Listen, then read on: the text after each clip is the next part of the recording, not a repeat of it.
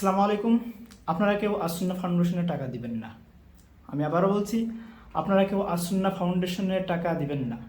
কেন দিবেন না? যথার্থ কারণ এবং উপযুক্ত প্রমাণ আমার কাছে আছে। সম্পূর্ণ ভিডিওটি না দেখে আপনারা আমাকে গালি দিবেন না। যথার্থ প্রমাণ এবং উপযুক্ত কারণ আপনাকে দেখাবো। তো আপনারা কাকে দেবেন? কাদেরকে দিবেন? জেনারেশন বিটি বন্যা ট্যুর, অর্থাৎ যে সকল মানুষ বন্যা ট্যুর উদ্দেশ্যে এই ত্রাণটাকে দেওয়ার জন্য ট্যুর হিসেবে নিয়েছে এই সময়টাকে, তাদেরকে আপনারা টাকা দিবেন, তাদেরকে আপনারা ডোনেট করবেন। কেন দিবেন?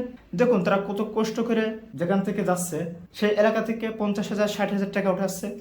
উঠানোর পরে গাড়ি ভাড়া করতেছে 5-6 জন বা 10 থেকে 12 জন, তারা সেখান থেকে যাচ্ছে ত্রাণ নিয়ে। গাড়ি ভাড়া করতেছে 20-30 হাজার টাকা দিয়ে। বাকি যে টাকা থাকছে সেই টাকা সেখানে গিয়ে তারা খাওয়া দাওয়ার জন্য রাখছে, তারা মোলাক পোড়াও খাচ্ছে, তারা ভুনা খিচুড়ি করে খাচ্ছে। এগুলো তো একটা কস্ট আছে, তাই না? তা আপনারা যদি তাদেরকে ডোনেট না করেন তাহলে কী হবে? তারা বন্যার্থদের কাছে ওই অবশিষ্ট টাকা, তাদের 50-60 হাজার টাকা তারা খরচ করে মাত্র 10-20 হাজার টাকা কী দেবে?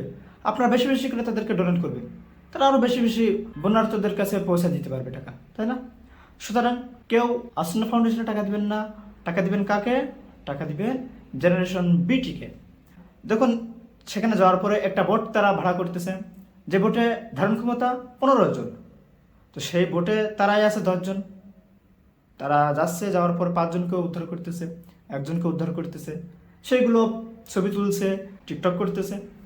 তো সেইগুলোর জন্য তো একটা কস্ট আছে, তাই না? তাদেরকে পাওয়ার ব্যাংক কিনতে হবে, কারণ সেখানে বিদ্যুৎ সংযোগ নাই। তাদেরকে এক থেকে একাধিক বোট নিতে হবে, কারণ তারাই তো 10-15 জন। বড় বড় বোট না নিয়ে যেতে পারে, যেখানে মাত্র 15 জন ধারণ ক্ষমতা বোটে, তাহলে তারা মাত্র 1-2 জনকে কি উদ্ধার করবে? সুতরাং তাদের কস্ট আরও বেড়ে যাবে, তাদেরকে আরও বেশি বেশি বোট ভাড়া করতে হবে। সেই জন্য তাদেরকে ডোনেট অবশ্যই আমাদেরকে করতে হবে। তাছাড়া যারা যাচ্ছে তাদের সাথে, তার মধ্যে আছে আবার আমাদের বোনেরা, অর্থাৎ মেয়েরা, নারীরা। তো তাদেরকে তো আরও বেশি কস্ট পড়ে, তাই না? তাদের মেকআপ নষ্ট হয়ে যেতে পারে, তাদের আলাদা থাকার জন্য আলাদা রুম, আলাদা সেফ জায়গার প্রয়োজন হতে পারে। সেটা হতে পারে ভালো মানের একটি হোটেল, এভরিথিং। তাদের কস্ট তাদের জন্য বেশি পড়বে, এটা স্বাভাবিক। সো আমরা বলবো, তাদের এই মানবিক দিক থেকে বিবেচনা করে, যেহেতু তারা এই বন্যার সময়টাকে ট্যুর হিসেবে ব্যবহার করতেছে, সেটা তাদের নিজের টাকাই না, বরঞ্চ সাধারণ জনগণের টাকাই। বিকজ তারা টাকা উঠাইতেছে, ডোনেশন নিচ্ছে, নেওয়ার পরে তো তারা ট্যুরে আসছে। সুতরাং বেশি বেশি আমরা তাদেরকে ডোনেট করব, তাদের ট্যুরটা আরও ভালো হবে। আমার পিছনে আপনারা দেখতে পাচ্ছেন অবশ্যই যে কীভাবে তারা ট্যুরটা সম্পাদন করতেছে, কত সুন্দর করে তারা ট্যুরটা দিচ্ছে।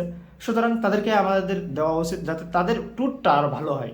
বন্যা ট্যুর বলে কথা, কত জায়গায় যাচ্ছে, সাপ পোকামাকড় থাকতে পারে, কত কষ্ট করে তারা যাচ্ছে। মানবতা নাই নাকি ভাই? মানবতা থাকা উচিত। আমাদের সেনাবাহিনীদের কাছে আমাদের আসুন্না ফাউন্ডেশন কি করতেছে? ত্রাণ দিয়ে দিচ্ছে। কত ট্রাস্টেডভাবে তারা ত্রাণ দিয়ে দিচ্ছে, কত সুন্দর সাবলীলভাবে তাদের কার্যক্রম পরিচালনা করতেছে। এটা আমরা অ্যাকসেপ্ট করবো না, আমরা এটা মানবো না।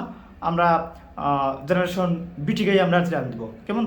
সো ডোনেট বিটি, নট বিটিএস, বিটি বন্যা ট্যুর। এই জেনারেশনকে আপনারা বেশি বেশি ডোনেট করবেন, তারা যাতে আরও ভালোভাবে ট্যুরটা সম্পূর্ণ করতে পারে। তো বন্ধুরা, এভাবে আমরা বিটিকে, জেনারেশন বিটিকে সাহায্য করতে পারি, ডোনেট করতে পারি তাদের ট্যুরটাকে আরও সুন্দর করার জন্য, তাই না? সো দেখাবো অন্য কোনো ভিডিওতে। সে পর্যন্ত ভালো থাকবেন, সুস্থ থাকবেন, জেনারেশন বিটিকে ডোনেট করবেন। আল্লাহ হাফেজ।